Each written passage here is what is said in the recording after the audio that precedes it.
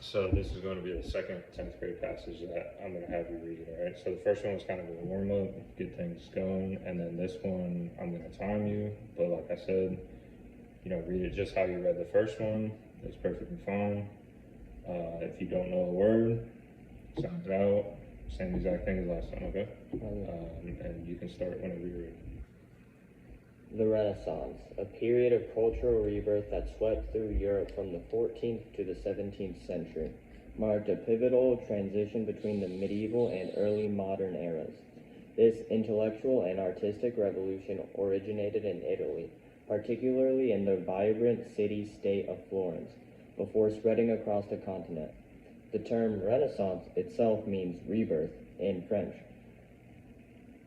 aptly describing the renewed interest in classical learning and cultural achievements. During this era, a philosophy known as humanism emerged, placing emphasis on the potential and achievements of individuals. This shift in perspective led to groundbreaking achievements in art, literature, science, and philosophy. Renowned figures like Leonardo da Vinci epitomized the Renaissance man, individuals who excelled in multiple disciplines. Da Vinci's insatiable curiosity drove him to make contributions in fields ranging from painting and sculpture to anatomy and engineering. The Renaissance also saw significant developments in scientific thought. The heliocentric model proposed by Nicholas Copernicus challenged long-held beliefs about the universe, while the invention of the printing press by Johannes Gutenberg revolutionized the dissemination of knowledge. This period of innovation and discovery laid the foundation for the scientific revolution that would follow, forever changing how humans understood their world and their peace within it. Okay, good job. Thank you. So there's 3 words that I noticed right off the bat. 2 of them were like, you kind of looked at it and you're like, Yeah. what? And then you kind of were helping yourself sound it out, and then you got it, right? So the first one is this word right here. What's that word? Aptly. Okay. And then the next one was right here. What's that? Humanism. And then the third one was I think you pronounced that one fine. I was more right here with the R. Renowned. Renowned. Okay. So those were the 3 that I saw right off the bat. So I think what we can do is we can create a small word web. Maybe we'll start with the first one. Okay. So we'll put aptly right here in the middle. Okay. And I'll just have you create a word web. So using context clues, what are you reading that sentence? What would you think that word was going to mean? If I can find where aptly It's going to be right here. So it's the term Renaissance itself means rebirth. In French, aptly describing the renewed interest. So what would you context clues? What would you think that word would mean? Maybe like saying that it's what's the word? Like kind of specifically, but I don't know. It's maybe that it like suits it specifically. Okay, perfect. So suits it would be a good one. So we put aptly right here in the middle. This one. So aptly is right here in the middle, okay? So if you were going to create a word thing, right here, we'll do 3. We'll put suitable right here, okay? That's a good one. and then maybe do another synonym and then an antonym. You know what synonyms and antonyms are, right? I do. Okay, synonyms mean what? The same or opposite? Same. Okay, perfect. And then that means antonym is The opposite. the of the opposite. word. Okay, so we'll do another synonym. Okay, so if you had to think of another synonym for aptly, what do you think? Suitable. What else? I'm gonna look at the passage again.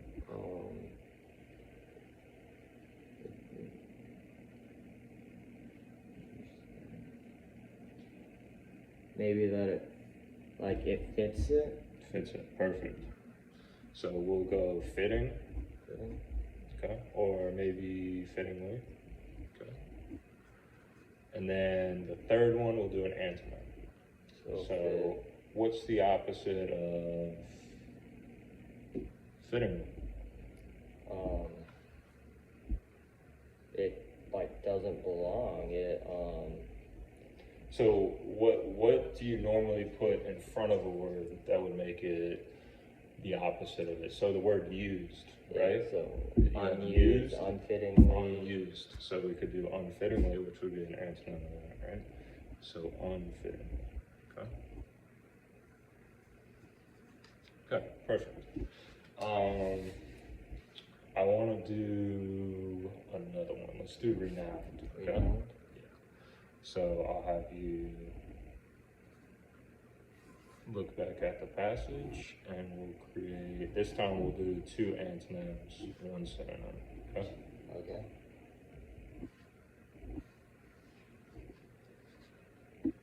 So let me bring the passage back up. OTP.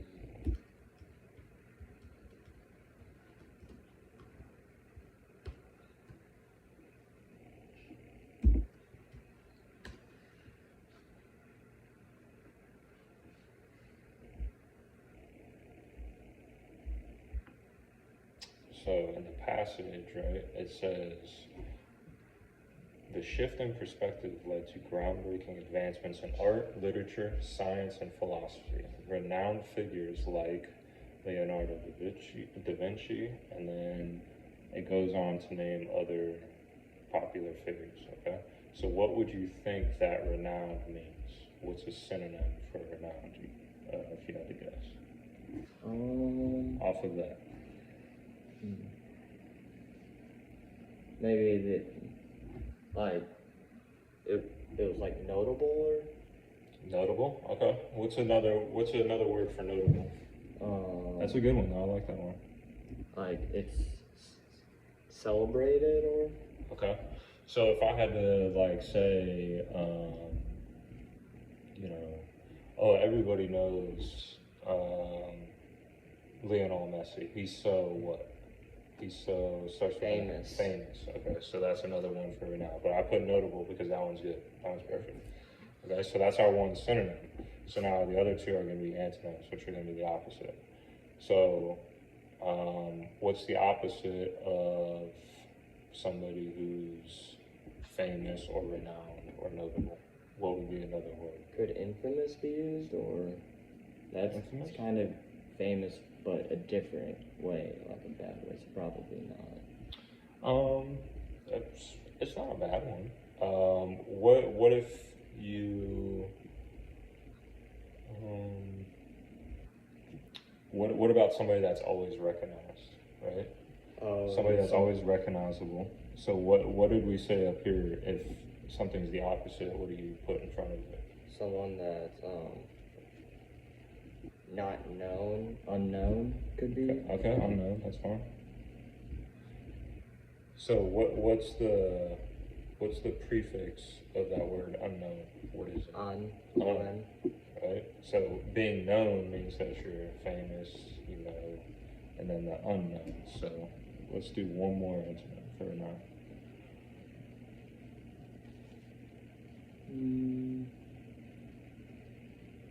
I've never seen unnotable, but I don't know if that's Unnotable? We can do that.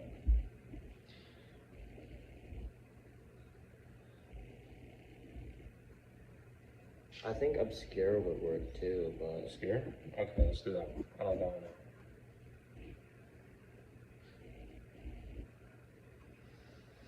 Okay, so I'm gonna have you pick. I'm gonna give you one more word, okay? Mhm. And I want you to do this part on your own, okay? So, okay, just on the back side of this. So the third word, let's do. abyssal maybe? Yeah, let's do that. That's a good one. So you'll just have to go to the other passage then. Mm-hmm. Make sure I spell it right. So I thought 2 S's. Yeah. So this one. So you wanted, let's do, since you're doing it on your own, I want you to do 2 synonyms, or 2 synonyms and 2 antonyms, okay? Okay. If you need help, look over the passage, use context clues. And I'll go here, okay? Here, I'm gonna bring up the other passage real quick.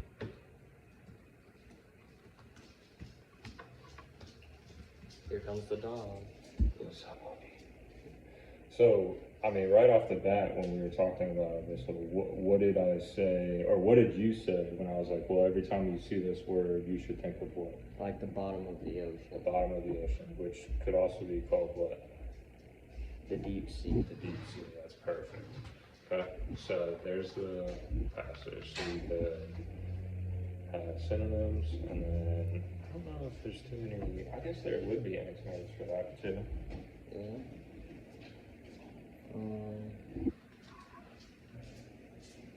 Let's see.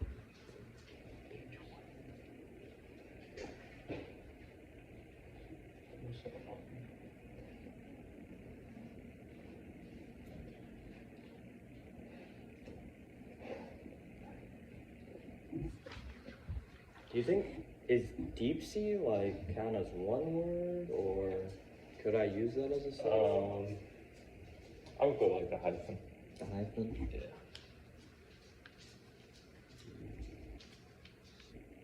Okay.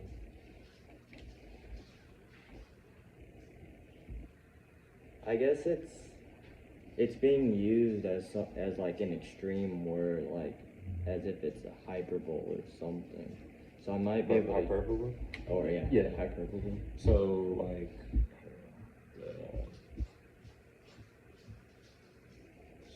the way that it's being used, right, is in the abyssal depths of the ocean, where sunlight never penetrates. Yeah, so it's kind of like an extreme. So Mhm. it might, I think you might be able to replace the word abyssal with like bottomless, maybe. Perfect.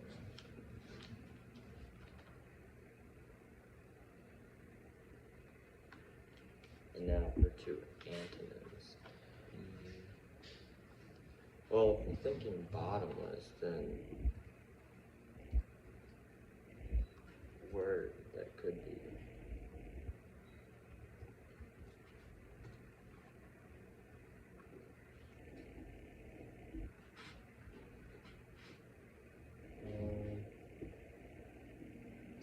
So whenever you go to a pool, right, Mhm. there's the deep end and then there's the Shallow. shallow end. So that would be an antonym, right? Yeah? Because it's Because or no, go ahead, sorry. because it's not, or well, how do I explain it?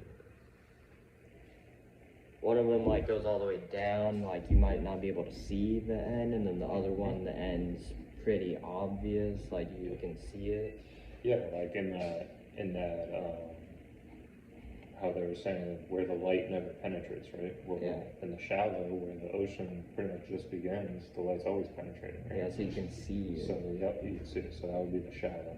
So that would be one. That's perfect. And then And another one would be. well, if we're using, since it's being used as something that's really low, maybe we could use a word that's like high up, so maybe something like elevated, since it's Okay. the exact opposite of bottom, or not exact opposite, but it might be. Well, no, yeah, I get what you mean, because it's the opposite of it, right? It's going from the complete bottom of the sea to all the way on top of something. Yeah. Okay, perfect. Hopefully I spelled elevated right. E-L-E. Yeah, you did. Okay. Alright, so, that's pretty much gonna conclude this one, okay, and then, so what I'm gonna do is I'm just gonna write up how this lesson went, and everything that happened in this lesson, and then we will have a third one, okay, but then, yep, so then we're gonna get together again, and I'll probably record that one just for, like, to